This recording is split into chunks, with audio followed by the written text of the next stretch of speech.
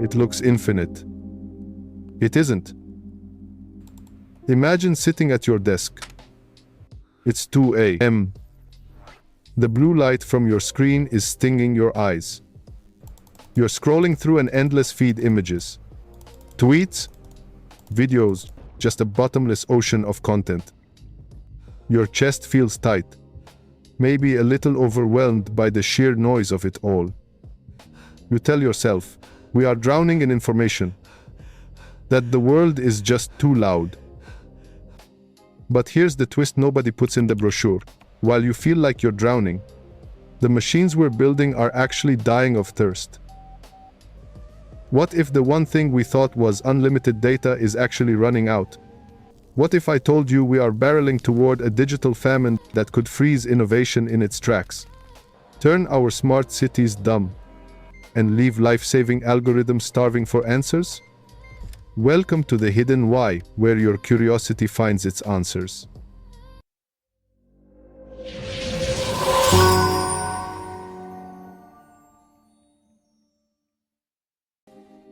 Today, we're going to figure out why the world's most valuable resource is suddenly evaporating, and what happens when the well runs dry. You know, for the last decade, we've treated data like sunlight. It felt renewable, endless, always there. We just assumed that as long as we kept clicking and typing, the AI models would keep getting smarter. It felt inevitable. But recently, researchers have started whispering about a different reality. They call it the data desert. And honestly, when I first heard that term, I thought it was just hype. I mean, look at the internet. It's massive. How could we possibly run out? But dig a little deeper, and you see the messy truth. Most of the digital universe is what experts call dark data. It's the blurry photos on your old hard drive, the corrupted files, the encrypted chats, the background noise. It's vast. Sure. But to an AI, it's junk food. It's nutritional garbage. It's like trying to train an Olympic athlete on a diet of cardboard and sawdust. And here's where it gets uncomfortable. The high-quality stuff, the books, the articles, the carefully written code that actually teaches these models how to think, that is a finite resource. And we've nearly mined it all.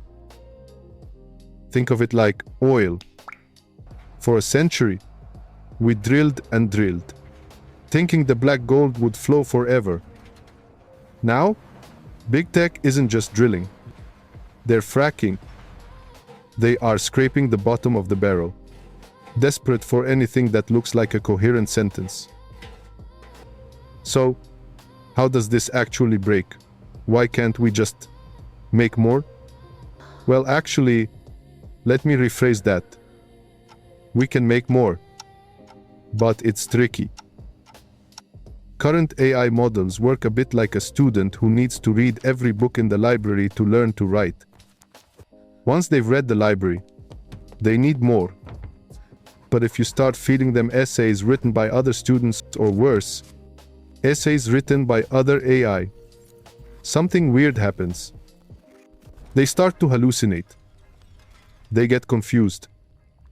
Their reality dissolves. It's a phenomenon called model collapse. It's kind of like making a photocopy of a photocopy of a photocopy.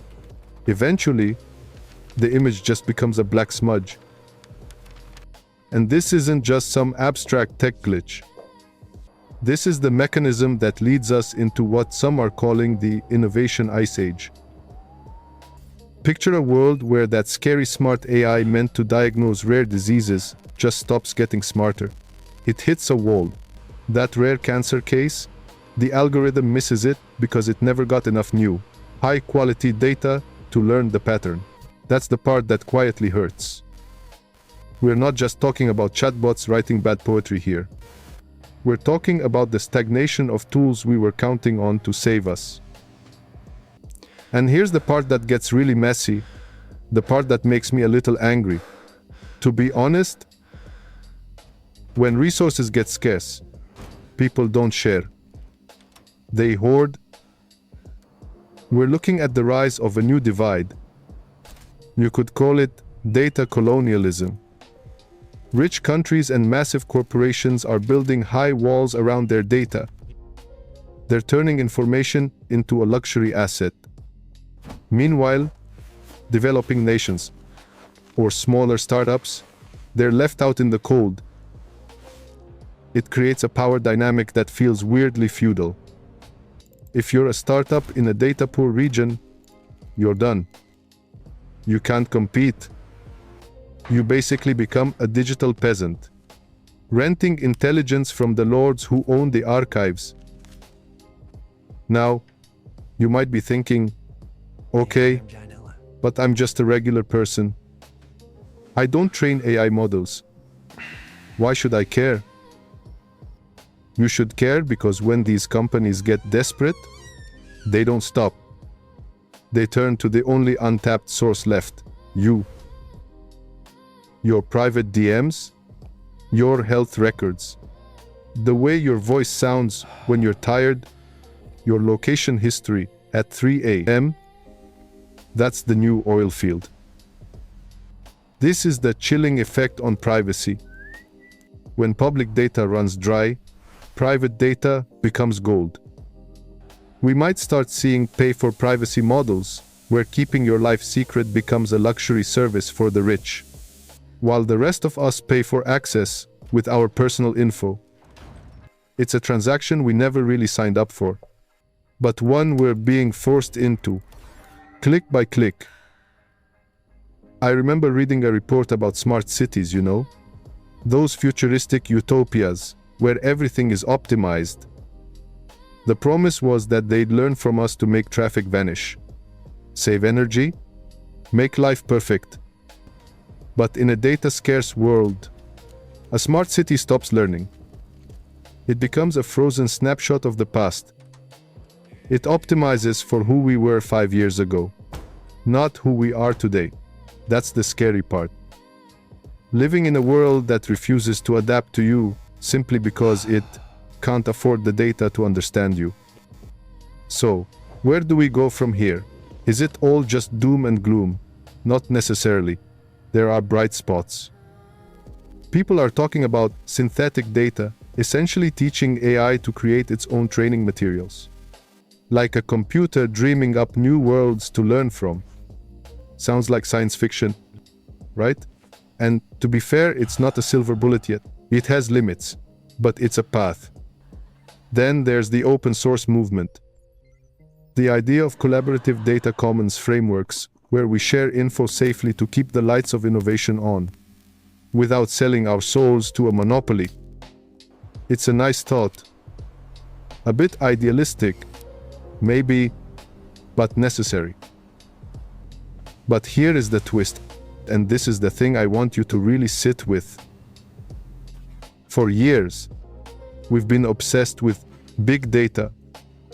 More is better. Volume is king. We built a culture of digital hoarding, but this crisis might force us to grow up.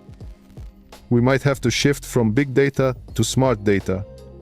Instead of feeding the machine the entire internet, we might have to teach it to learn like a human does, from a few good examples. From context, from quality. Maybe the scarcity isn't a catastrophe. Maybe it's a correction. It forces us to ask, do we really need an algorithm that knows everything about everyone? Or do we need systems that understand enough to help without consuming the world to do it? The next time you see a headline about a new, massive AI model, don't just look at the capabilities. Look at the cost. Ask yourself where that knowledge came from and who paid for it.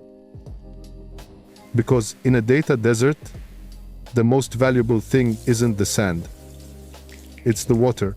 And right now, We need to decide who controls the tap. If you're still here, your curiosity is already doing the hard work. Every question hides a reason. Every answer reveals a story.